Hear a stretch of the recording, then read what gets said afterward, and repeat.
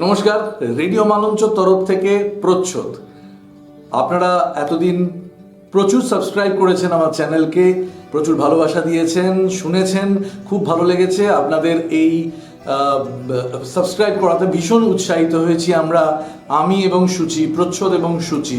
প্রতি রোববার করে আমরা নতুন নতুন গল্প আনবো, আপনারা শুনবেন, আপনাদের আত্মীয় বন্ধু সবার মধ্যে শেয়ার করবেন।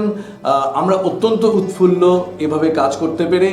আজকে আমাদের মধ্যে আমার বন্ধু সুযোগ বন্দ্যোপাধ্যায় রয়েছে, যাকে আপনারা রাতপাড়ায় নামে চেনেন। সুযোগ, তুই কিছু বল। আমার যেটা ইচ্ছে সেটা হচ্ছে এবার থেকে এই রেডিও মালঞ্চতে যে গল্পগুলো যাবে তার কিছু ইলাস্ট্রেশন আমি করে দেবো, মানে থাম্বনেলটা। Wow, it's a great news. এটা আমি করে দেবো, দেখি আমাকে তাহলে পাঠাস গল্প। ডেফিনেটলি প্রচ্ছদ করে পাঠিয়ে দেবো। এটা কিন্তু রেডিও মালঞ্চর তরফ থেকে বিরাট পাওয়া, মানে রাতপাড়ায় করবে ইলুস্ট্রেশন, এটা আমি ভাবতে পারছি না। যাই হোক, থ্যাংক ইউ ভেরি মাচ। আমার স্কুল লেভেলের একেবারে বন্ধু, একেবারে একই ঘরেই বসতাম, একই ঘরে আমরা বসতাম। আমাদের দিনগুলো কেটেছে অসম্ভব বদমাইশি করে, মারপিট করে। এবং আমি যখন আজকে সকালবেলা ওর গাড়িতে একসাথে আসছিলাম, আজকে আমাদের একটা অনুষ্ঠান রয়েছে, সেই অনুষ্ঠানে ও চিফ গেস্ট রয়েছে মাতৃভাষা দিবসে। তো সেই পুরনো দিনগুলো আমরা মনে করতে করতে আসছিলাম, আমরা কীরকম মারপিট করতাম। তারপরে আরও অনেক কথা যেগুলো এখানে আলোচনা করা যাবে না, সেগুলো বিপ সেন্সর বোর্ডের আন্ডারে চলে যাবে। যাই হোক, খুব ভালো লাগলো আমার পাশে সুযোগকে আমি পেয়ে। আপনাদের প্রত্যেকের কাছে অনুরোধ, আপনারা রেডিও মালঞ্চ শুনুন, আরও ভালো ভালো গল্প আসছে। তাছাড়া এবার তো আকর্ষণ থাকছে সুযোগের ইলিস্ট্রেশন, একদম শুরুতেই আপনারা দেখতে পাবেন। সবাইকে অসংখ্য ধন্যবাদ জানিয়ে thank you very much. Please share the channel radio মালঞ্চ।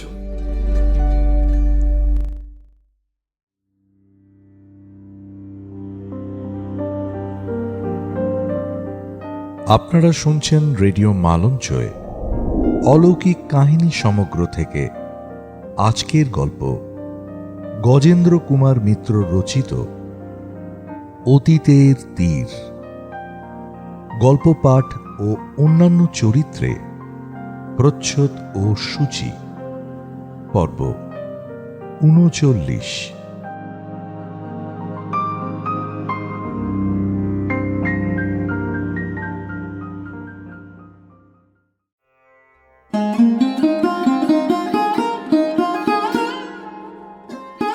কথাটা এতদিন যে কাউকে বলিনি, তার কারণ আমি নিজেই ওটা ঠিক বিশ্বাস করতে পারিনি, এখনো করি না।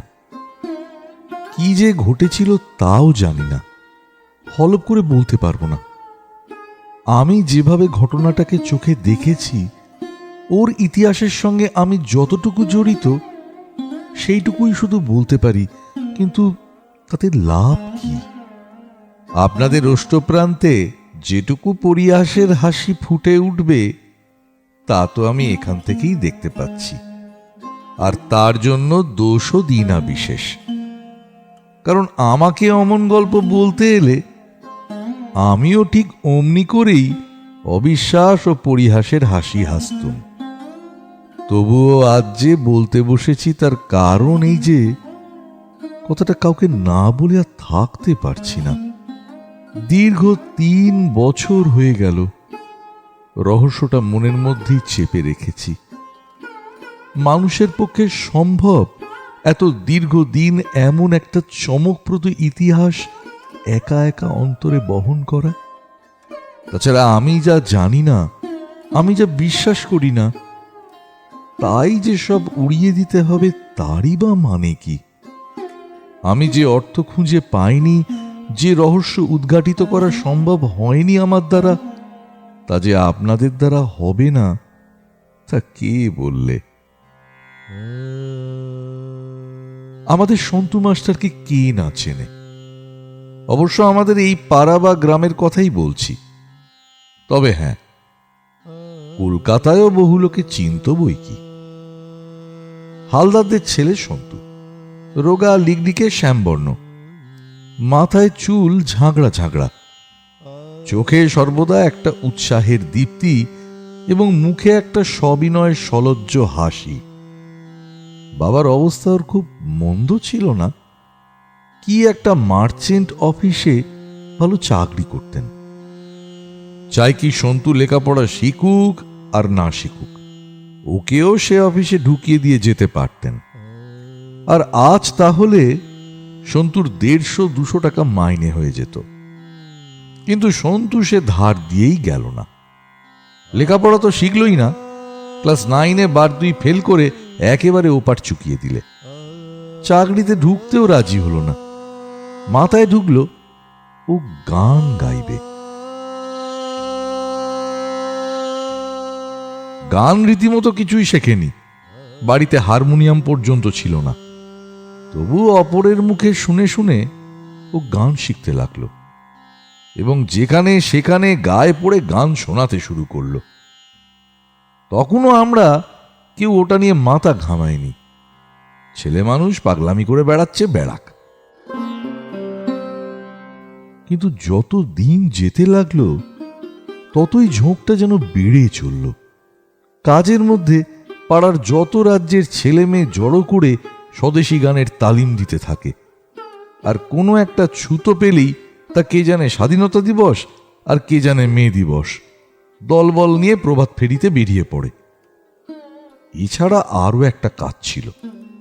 রেডিওতে ভালো গান থাকলেই চৌধুরী মশাইয়ের চায়ের দোকানে গিয়ে শোনা, নয়তো দত্তদের গ্রামাফোনের দোকানের সামনে হাঁ করে দাঁড়িয়ে থাকা। সবচেয়ে বেচারির কষ্ট হতো একটা হারমোনিয়ামের জন্য। ধীরেনের বাড়ি গিয়ে তার খোসামুদি করে হারমোনিয়ামের পর্দাগুলো চিনে নিয়েছিল, কিন্তু সে ও যন্ত্রে হাত দিতে দিত না। না বাজালে শিখবে কি করে? অথচ কেই বা ভরসা করে ওর মতো আনাড়িকে ঘাঁটতে দেবে যন্ত্র? শেষ পর্যন্ত পাড়ার কেষ্ট জ্যাঠামশাইকে ধরল ও চেপে। আপনি যদি বাবাকে বলে দেন 40টা টাকা হলেই ভালো সেকেন্ড হ্যান্ড একটা হবে। জ্যাঠামশাই ভালো মানুষ লোক, সরল বিশ্বাসে বলতে গেলেন, আহা ছেলে মানুষ, ঝোঁক হয়েছে, দাও না বাবু কিনে একটা। গান বাজনা করেও তো আজকাল অনেকে টাকা রোজগার করছে, ক্ষতি কি? কিন্তু সন্তুর বাবা যেন খেপে উঠলেন একেবারে। ক্ষতি নেই বলছেন কি? গান বাজনা করে কারা? হাড় বকাটে হতবাগা ছেলেরা। আমি বাপ হয়ে ওকে ওইসব কিনে দেব? কোন দিন বলে বসবে বাবা টাকা দাও, একটা মেয়ে মানুষ রাখবো? আপনি এসব কিছু বোঝেন না, কথা কইতে আসেন কেন? হারমোনিয়াম কিনবে? বলুন আগে নিজের ভাতের ব্যবস্থা করে তবে ও সব করতে। আমার বাড়ি থেকে গান বাজনা করা চলবে না। অগত্যা সে আশা ছাড়তে হলো। মুদ্রা সন্তু হাল ছাড়ল না। শুনেছিল কলকাতায় হ্যারিসন রোডের ওপর এক বড় ওস্তাদ থাকেন, তিনি গান শেখান। ও অতি কষ্টে মাকে বলে 7 শিখে দিয়ে একটা মান্থলি টিকিট কিনে রোজ কলকাতায় যেতে শুরু করল। ওস্তাদের বাড়ির নিচে এক ফালি রক আছে, সেইখানে বসে থাকতো আর কান পেতে শুনতো ওস্তাদ কি শেখাচ্ছে। তবে তাতেও মুশকিল হলো, গলাটা সাধে কোথায়। শেষে স্থির করল নস্করদের ঝিলের ধারে গিয়ে ভোরবেলা সাধবে। না হারমোনিয়াম, না তানপুরা, বেসুরো হচ্ছে কিনা ঠিক করবার উপায় নেই, শুধু বসে হা হা করে চিৎকার করছে। ঝিলের ধারে বিশেষ লোকজন ছিল না তখন, তাই রক্ষা, নইলে বোধহয় ওকে পাগল ভেবে তাড়া করত। এইভাবে বছরখানেক চিৎকার করার পর একটা কথা ওর মাথায় গেল, টিউশনি করলে কি হয়? কিন্তু মুশকিল হচ্ছে এই যে যারা গান শিখবে তারা ওর মতো কালোয়াতি শিখতে চায় না। 2-4খানা চলতি ফ্যাশনেবল গান শিখতে পারলেই খুশি। সেদিকে সন্তুর ভাড়ার একেবারেই খালি। তাছাড়া হারমোনিয়ামটা চাই, নইলে শেখাবে কি করে? আগে নিজেকে গান তুলে নিতে হবে তো। ওর মা বাবা দুজনেই বিষম কড়া। তাছাড়া বাবা পয়সা করি কখনোই মার হাতে দেন না যে সেখান থেকে কিছু আদায় করবে। হতাশার ক্ষোভে ও প্রায় পাগল হতে বসেছে। এমন সময় আমি একটা সুযোগ করে দিলাম। আমাদের থিয়েটার ক্লাবে একটা হারমোনিয়াম কেনা হলো। আমি ক্লাবের সেক্রেটারি হিসেবে ওকে অনুমতি দিলাম দুপুরবেলা ক্লাব ঘরে এসে হারমোনিয়াম শেখবার। অবশ্যই তার বদলে তাকে দিয়ে কিছু কাজ করিয়ে নেবারও ব্যবস্থা করলাম বই কি। প্রতিদিন সন্ধ্যায় ও ক্লাব খুলে বসবে যতক্ষণ না কর্তাস্থানীয় কেউ যান, এবং যাবতীয় পার্ট ও প্রম্পট করবার শার্টগুলো কপি করবে। হাতের লেখাটা ওর ভালোই ছিল। এইবার জয়যাত্রা শুরু হয়ে গেল সন্তু মাস্টারের দিকে দিকে। গলা ওর খুব ভালো ছিল না, কিন্তু সুরজ্ঞান কিছু ছিল সত্যি। রেডিও এবং অসংখ্য গ্রামাফোনের দোকানের কল্যাণে চলতি রেকর্ডের গান তোলা কিছুমাত্র কঠিন নয়। তাছাড়া তার সুর ঠিক নিখুঁত হলো কি না তা নিয়ে মাথা ঘামাবেই বা কে? মেয়ের বাবাদের লক্ষ্য কোনো মতে বিয়ের বাজারে চলে গেলেই হলো। আর আজকাল যে আধুনিক কাব্যসঙ্গীত হয়েছে তার মধ্যে সঙ্গীতাংশ তো বিশেষ কিছু নেই। কোনো মতে নাকি সুরে খানিকটা কেঁদে গেলেই হলো। সুতরাং সন্তুর টিউশনির অভাব হলো না। সস্তায় যারা মেয়েকে বিয়ের বাজারে চলনসই করতে চান তারা সকলেই ওকে লুফে নিলেন। টাকার অত খাঁই ছিল না সন্তুর, বেশি চাইবার সাহসও ছিল না। ওর কাছে গান শিখে কেউ আবার সেজন্য টাকা দেবে এটা ভাবতেই যেন কেমন বিষয় লাগে ওর। সুতরাং 5 টাকা 8 টাকা যে যা দিত তাই নিত ও। কোনোটা সকালে, কোনোটা রাত্রে, কোনোটা দুপুরে, সপ্তাহে 3 দিন বা 4 দিন। কাজেই সবকটা জড়িয়ে শিগগিরই ওর প্রায় মাসিক 30 টাকা আয় হয়ে গেল।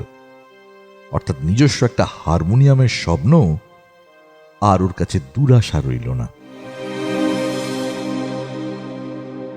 কিন্তু সবচেয়ে ওর বিজয় গৌরবের দিন হলো সেই দিন যেদিন ওর বাবার বড় বাবু বাবাকে ডেকে বললেন, হ্যাঁ হ্যাঁ সুবোধ, তোমার ছেলেটি নাকি খুব যত্ন করে গান শেখায় শুনলুম। আমাকে শরৎ বলছিল যে অন্য মাস্টারের মতো ফাঁকি দিতে চায় না, খুব খাটে। তা একবার জিজ্ঞেস করো না আমার ছোট মেয়েটাকে শেখাতে পারবে কিনা। সুবোধ বাবু তো অবাক। বড় বাবুকে সন্তুষ্ট করবার এমন একটা সুযোগ ওই হতভাগা ছেলেটাকে দিয়ে পাওয়া যাবে তা তিনি আশাও করেননি কখনো। তিনি মাথা চুলকোতে চুলকোতে বললেন, তা স্যার, ছেলেটা খাটে খুব। ফাঁকি স্যার আমরা কখনো দিতে শিখিনি, আমার কাছেই তো শিক্ষা। তা একবার জিজ্ঞাসা করো। ওর আর জিজ্ঞাসা করা করি কি স্যার, আপনি যখন বলছেন। না মানে সময় হবে কি না? সময় সময় করে নেবে, না হয় অন্য টিউশনি ছেড়ে দেবে। এইবার সুবোধবাবুর কাছে ছেলের কিছু দাম হলো। বড়বাবুও বলা চলে, ছোট সাহেবও। এহেন মনিব যদি ছেলের সুখ্যাতি করেন তাহলে আর বখাটে বলে উড়িয়ে দেওয়া চলে কি করে? তবু বাড়ি এসে গাম্ভীর্য বজায় রেখেই ছেলের কাছে কথাটা পাড়তে হয়। তুমি তো আমার কোনো কথাই শোনো না, কিন্তু আমার একটা কর্তব্য আছে তো। যতদিন আছি ততদিন না হয় ভাতের ভাবনা নেই, তারপর তো অগাধ জলে। যাকে বড়বাবুকে বলে কয়ে মত করিয়েছি ওর মেয়েকে গান শেখাবার জন্য। তোমাকে রাখতে রাজি হয়েছেন। ভালো করে খেতে মোটামুটি খুশি করতে পারো তো আখেরে ভাবনা থাকবে না। কাল সকালে ওর সঙ্গে দেখা করো, সময় সুবিধে ঠিক করে এসো। সন্তু তো অবাক। এত বড় সুখের দিন ওর বহুকাল আসেনি। বাবা ওকে ডেকে গান শেখানোর কথা কয়েছেন, ওর প্রতিভাকে স্বীকার করেছেন, আবার একটা টিউশনিও ঠিক করে এসেছেন। ওর অধ্যাবসায়ের ফল তাহলে মিলল। এখন তাহলে ঘরেই গলা সাথা চলবে। পরের দিন থেকেই সে বড় বাবুর বাড়ি বহাল হয়ে গেল। বালিগঞ্জে তার বাড়ি। ওদের বাড়ি থেকে খুব বেশি দূরে নয়, আধুনিক হাল ফ্যাশনের কেতাদুরস্ত ঘরদোর, ছেলেমেয়েরাও তেমনি। এরকম কোনো জায়গায় যে কোনোদিন ওর মতো মাস্টারের ডাক পড়বে সন্তু তা আশা করেনি। ও যেন কৃতার্থ হয়ে গেল। সুবোধবাবুর মেয়ে মিলি ওর কাছে গান শিখে যেন ওকেই ধন্য করবে। সন্তুর মনোভাব কতকটা এই রকম। অবশ্য মিলি বেশ ঠান্ডা মেয়ে, গান বাজনার কিছু জানে না, জানবার চেষ্টাও নেই। আরো অনেক বাঙালি মেয়ের মতোই সে বাপ মায়ের ইচ্ছার কাছে আত্মসমর্পণ করেছে। সুবোধবাবুও তা জানতেন, সেই জন্যই বেশি পয়সা খরচ করে ভালো মাস্টার রাখার চেষ্টা করেননি, সস্তার কথাটাই শুধু চিন্তা করেছেন। কিন্তু গোল বাঁধল অপর জায়গায়। মিলিদের বাড়িতে আরেকটা মেয়ে ছিল, মিলিরই পিস্তুত বোন, নাম সুমিত্রা। বাপ মরা মেয়ে মামার বাড়িতে আদরে মানুষ হয়েছে। আদর এই জন্যে যে ওর বিধবা মায়ের হাতে যথেষ্ট পয়সা ছিল। সুমিত্রাও একমাত্র মেয়ে, আদর দেবার কোনো অসুবিধা নেই। ছিপছিপে মেয়ে সুমিত্রা, খুবই রোগা, যেমন আজকালকার অধিকাংশ স্কুল কলেজের মেয়ে হয়, মানে বাংলাদেশের মেয়ে তেমনি। স্বাস্থ্যের চিহ্ন কোথাও নেই, কম খায় এবং কুপথ্য খায়। রংটা খুবই ফর্সা, তাতেই পাতলা চামড়ার মধ্যে দিয়ে নীল শিরা গোনা যায়। অস্বাস্থ্যের একটা ফ্যাকাশে ভাব মুখে, ডাগর চোখে, রিমলেস চশমা, শৌখিন বাহারি শাড়ি, দিনে রাতে বহুবার বদল হয়। কথা কয় সিনেমার সুরে। বাংলাদেশের ছবিতেও রেডিওতে অভিনেত্রীরা যেমন একটা বিশেষ সুরে কথা বলে, তারই নকল ওটা। সর্বদাই একটা ক্লান্ত ভাব, এটাও নাকি আভিজাত্যের লক্ষণ। এহেন মেয়েকে দেখে যদি সন্তু একটু সংকুচিত হয়ে পড়ে তো বিশেষ দোষ দেওয়া যায় কি? আরও বিপদ হচ্ছে এই যে, মিলিকে গান শেখাবার সময় সুমিত্রা প্রায় এসে বসত। প্রথম দিনই প্রশ্ন করেছিল, মাস্টার মশাই, আপনি রেডিওতে গান দেন না? অপ্রতিভ সন্তু মাথা চুলকে জবাব দিয়েছিল, না। কেন? তারপর একটুখানি থেমে উত্তরের অপেক্ষা করে আবার বললে, আজকাল তো সবাই রেডিওতে গান দেয়। আমি যার কাছে শিখেছিলাম তিনি প্রায় গান রেডিওতে, যে কোনো রকমের চলনসই গাইয়েই তো রেডিওতে গায়। আমিও শিগগিরই গাইব। আপনি কার কাছে শিখেছিলেন গান? ভয়ে ভয়ে সসংকোচে প্রশ্ন করে সন্তু। না করে পারে না। আমি? সুরেশ দত্ত, নাম শোনেননি? বিখ্যাত গাইয়ে হিরণময় দত্তের ভাই। উনি অবশ্য রবীন্দ্রনাথের গানই গেয়ে থাকেন। আজকাল আবার রবীন্দ্রনাথের গান গাওয়াটাই ফ্যাশন হচ্ছে কি না? এইসব কাব্যসঙ্গীত আর চলে না। এমনি করে সুমিত্রা ওকে গুঁড়ো করে দেয়, চুরমার করে দেয় ওর অভিমান। শৌখিনতা ও উন্নাসিকতা এত সহজ সুমিত্রার পক্ষে যে সন্তু তার দোষ দিতে পারে না। নিজেরই মাথার হিট হয়ে আসে, মাটির সঙ্গে মিশিয়ে যেতে চায়। এ ব্যবহার যেন কতকটা সে নিজের প্রাপ্য বলেই মেনে নেয়।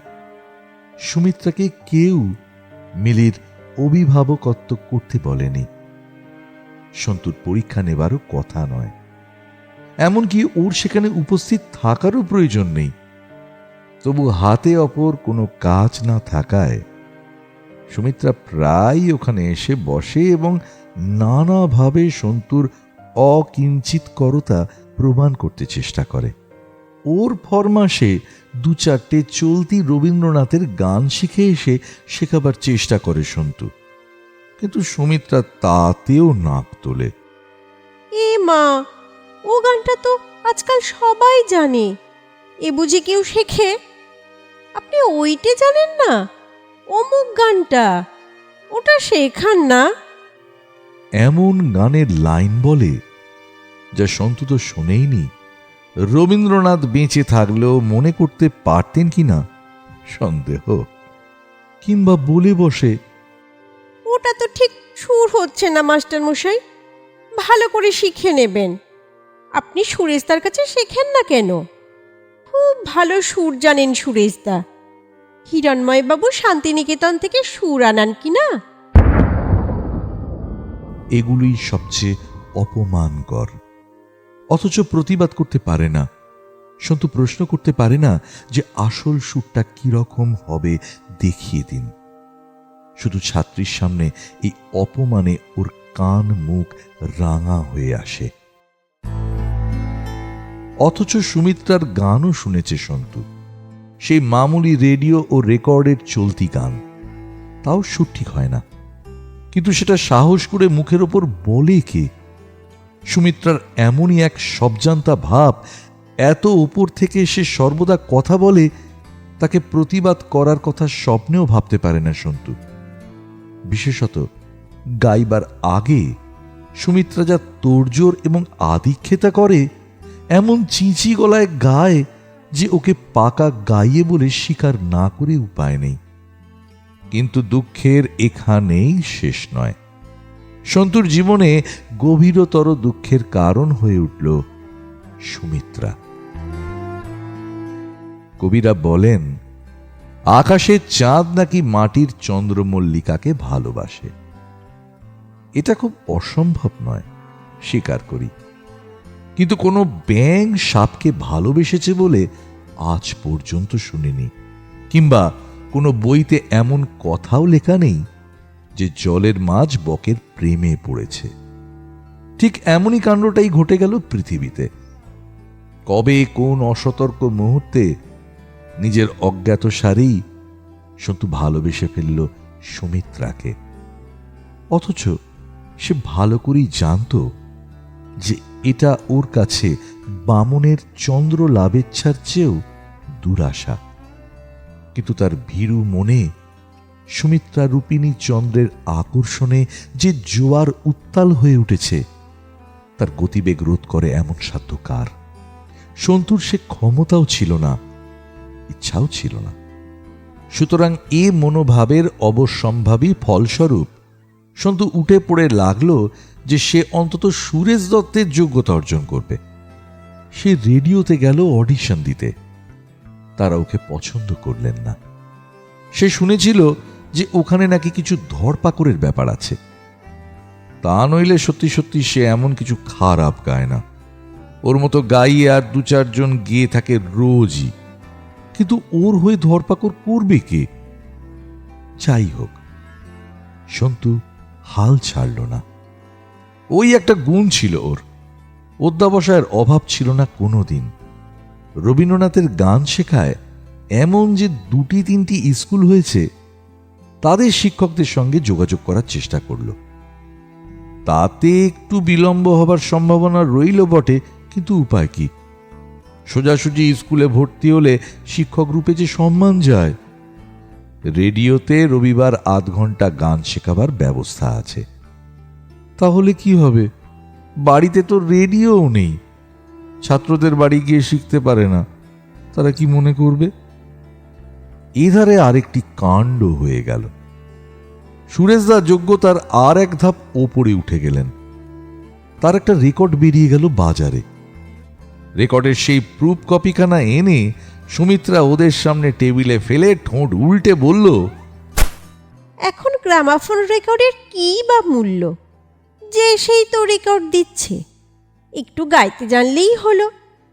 কি যে সুরেশদার শখ! এতে করে উনি আরও ছোট, আরও সাধারণ হয়ে গেলেন। সন্তুর শীর্ণ মুখের সমস্তটা ঘামে ভেসে যায়। এ এমন একটা আঘাত যার বেদনা একা একা নিঃশব্দে হজম করা ছাড়া উপায় থাকে না। অথচ সে জানে, মানে এতদিনে জেনেছে, যে এজন্য ওর লজ্জিত হওয়ার কোনো কারণ নেই।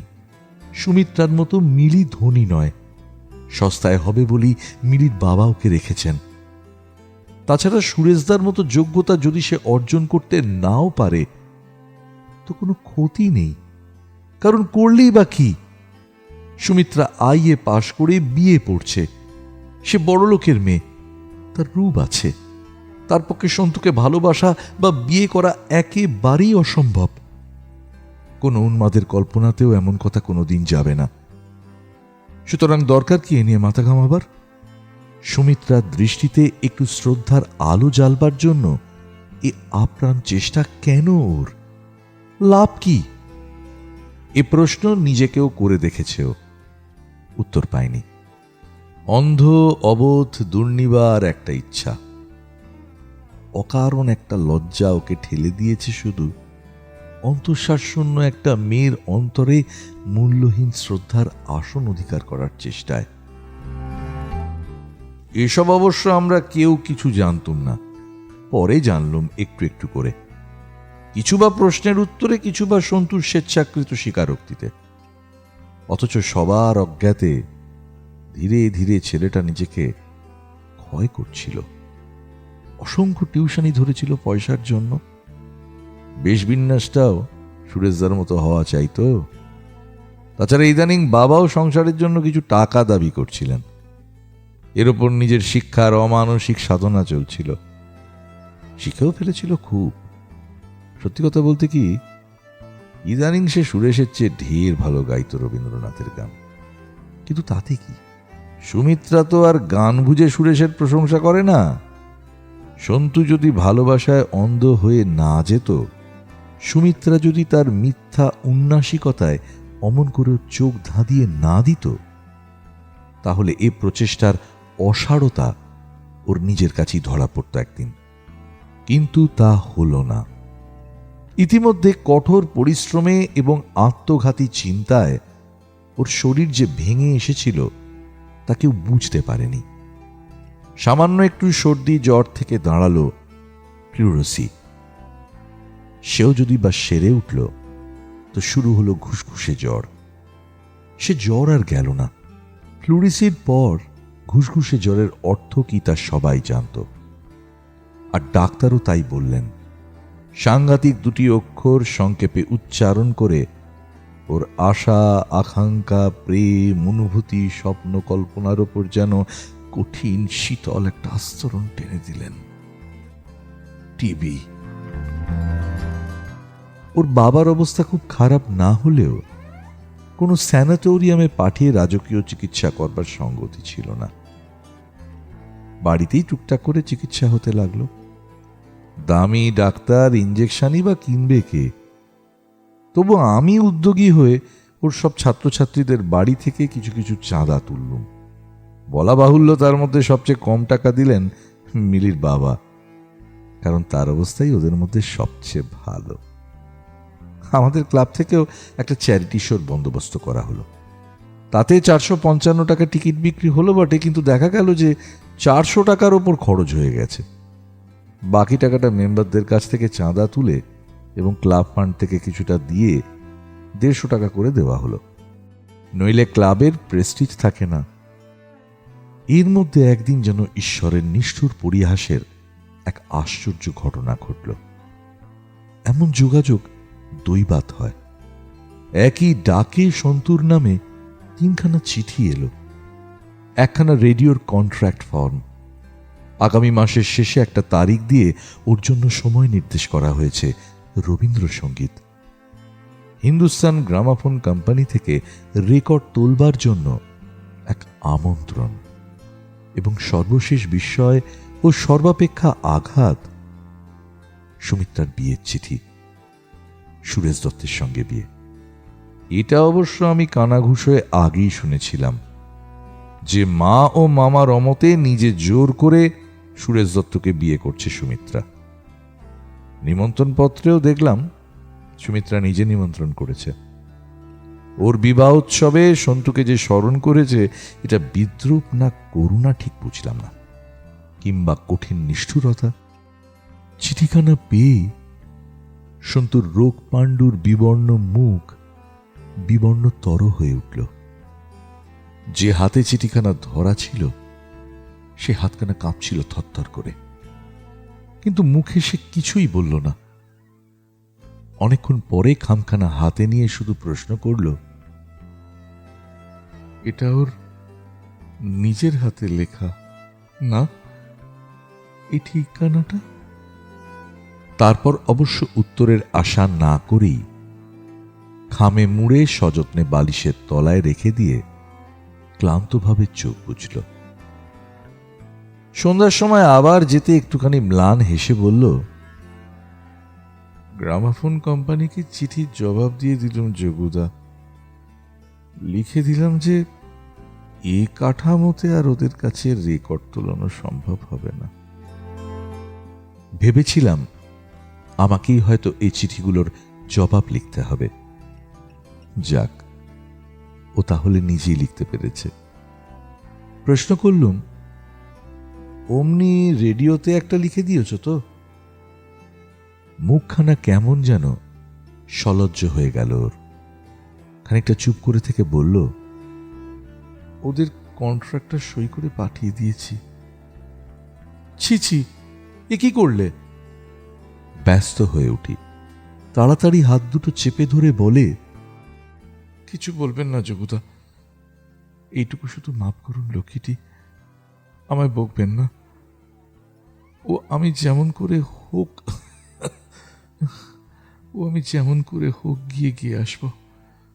ওদের ওই টাকা দিয়ে সুমিত্রাদের একটা বিয়ের প্রেজেন্ট কিনে আনবো, এই আমার শেষ শখ। তাতে যে তোমার শরীর ভীষণ খারাপ হয়ে পড়বে, এই বুক নিয়ে গাওয়া কি সহজ কথা? তুমি এমনি প্রেজেন্ট পাঠাও না, কি পাঠাবে? না না, ওই টাকায় যা হয়, বেশ কিছু পাঠাবো না। এমনি একটা শুভেচ্ছা জানিয়ে চিঠি একখানা লিখে দিয়েছি। মরতেই তো চলেছি, শরীর একদিন একটু বেশি খারাপ হলেই বা ক্ষতি কি? বুঝতেই তো পারছি যে ওর পক্ষে কন্ট্রাক্ট রাখা সম্ভব হবে না। মিছিমিছি ওর মনে ব্যথা দিয়ে লাভ নেই। অগত্যা চুপ করে গেলাম। কিন্তু এরপর যেন ওর স্বাস্থ্যের দ্রুত অবনতি শুরু হলো। পরের মাসে এমন অবস্থা হলো যে শুধু কোনো মতে জ্যামিতির বিন্দুর মতো অস্তিত্বটুকু মাত্র রইল ওর। শয্যা থেকে আলাদা করে যেন কিছুই দেখা যায় না। ছেলেটাকে বড় ভালোবেসে ফেলেছিল ইদানিং। মনটা খুব খারাপ হয়ে গেল। একটু আধটু শেষ চেষ্টা যে না করলুম তা নয়, কিন্তু কিছুই ফল হলো না। ক্রমে সবাই বুঝতে পারল যে আর বেশি দিন নয়। সুবোধবাবু শেষ মুহূর্তে ধার দেনা করে কিছু রাজকীয় চিকিৎসার ব্যবস্থা করলেন, কিন্তু তাতে ওর মানসিক সান্ত্বনা ছাড়া কোনো লাভ হলো না। আমরা সবাই ওকে নিয়েই ব্যস্ত। ওর সে রেডিও কন্ট্রাক্টের কথা ভুলেই গিয়েছিলাম। ও কিন্তু ভুলেনি। সেদিন মঙ্গলবার, সেটা মনে আছে। সকালবেলায় ক্ষীণ কণ্ঠে তারিখটা জানতে চাইল। তারপর চোখ বুজে খানিকটা মনে মনে কি যেন হিসেব করে বলল, আজই আমার গাইবার কথা, হলো না যোগুদা। এই শখটাও মিটল না। একবার যদি কোনো রকম করে যেতে পারতাম, একখানা গানও।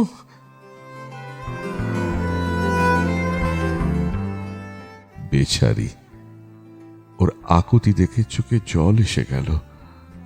কিন্তু আজ যে অবস্থা ওর, হাতই নাড়তে পারছে না। মনে হচ্ছে মুখটা ঘোরাতেও কষ্ট হচ্ছে। সন্তুর নিজের বিশ্বাস এখনো কিছুদিন বাঁচবে।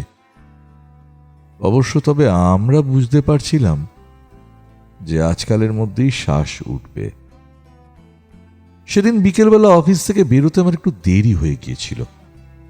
তাড়াতাড়ি ট্রামে এসে গড়িয়াহাটের মোড়ে নেমে বাসের জন্য অপেক্ষা করছি। হঠাৎ সামনে জুতোর দোকানের রেডিওটার দিকে কান গেল। যেন পরিচিত নাম। ওই তো পরিষ্কার বললে। এবার আপনাদের একখানি রবীন্দ্রসঙ্গীত গেয়ে শোনাচ্ছেন সনত কুমার হালদার, যাবার বেলায় পিছু ডাকে। আমি কি ভুল শুনছি? খোয়াব দেখছি জেগে জেগে। আমার যাবার বেলায় পিছু ডাকে। বাস এসে চলে গেল। আমার ওঠা হলো না। আরে ওই তো অতি পরিচিত সেই কণ্ঠ, বহুবার ওর গান শুনেছি, ভুল হবার নয়।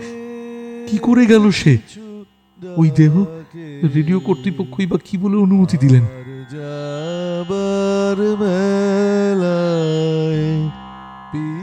দাঁড়িয়ে দাঁড়িয়ে সমস্ত গানটি শুনলাম। তারপর যখন চমক ভাঙল, দেখি আর কার গান হচ্ছে। আর বাসের জন্য অপেক্ষা করলাম না, ঊর্ধ্বশ্বাসে প্রায় দৌড় দিলাম সন্তুর বাড়ির উদ্দেশ্যে।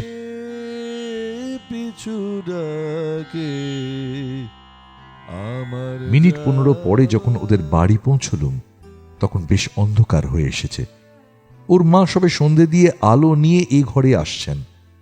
আমি তিরস্কারের সুরে বললুম, রুগীকে এখনো পর্যন্ত অন্ধকারে ফেলে রেখেছেন মাসিমা? কি করি বাবা, দেরি হয়ে গেল। একা মানুষ তো, তাছাড়াও আবার এক একদিন আলো জ্বালতেই দেয় না।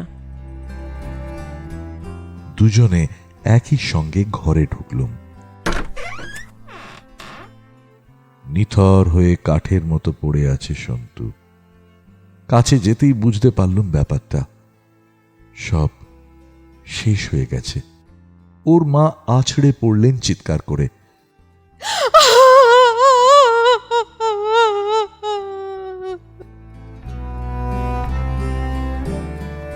পাড়ার লোকজন ছুটে এলো। শোকের প্রাথমিক অভিভূত ভাবটা কাটতে কর্তব্যের কথা মনে পড়ল। সৎকারের ব্যবস্থা করবার সময় সব সরাতে গিয়ে বালিশের নিচে দুটো জিনিস পেলাম। একটি সেই সুমিত্রার বিয়ের চিঠি, আর একটি রেডিওর একখানা চেক। সেই তারিখের, মায় পেছনের সন্তুর সৈশুদ্ধ। চেকখানা সরিয়ে রেখে দিলাম। সেটা ভাঙিয়ে কতগুলো বই কিনে পাঠিয়ে দিলাম সন্তুর নাম করে সুমিত্রার কাছে।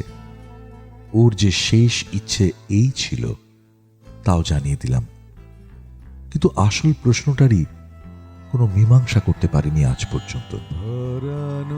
সন্তু গেল কি করে রেডিও স্টেশনে, আর ফিরেই বা এলো কি করে আমি আসবার আগে?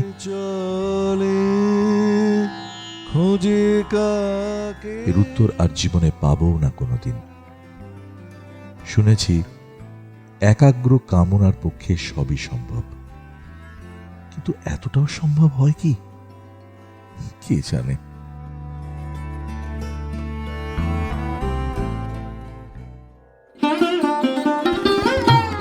রেডিও মালঞ্চর গল্পগুলো যদি তোমাদের ভালো লেগে থাকে, তবে এই চ্যানেলটিকে সাবস্ক্রাইব করো। তোমাদের আত্মীয় পরিজন, চেনা পরিচিত সবার মধ্যে এই চ্যানেলটিকে শেয়ার করো। আজ এই পর্যন্ত। এর পরের সপ্তাহে আসবো আবার কোনো নতুন গল্প নিয়ে। ততক্ষণ পর্যন্ত শোনো রেডিও মালঞ্চর গল্প।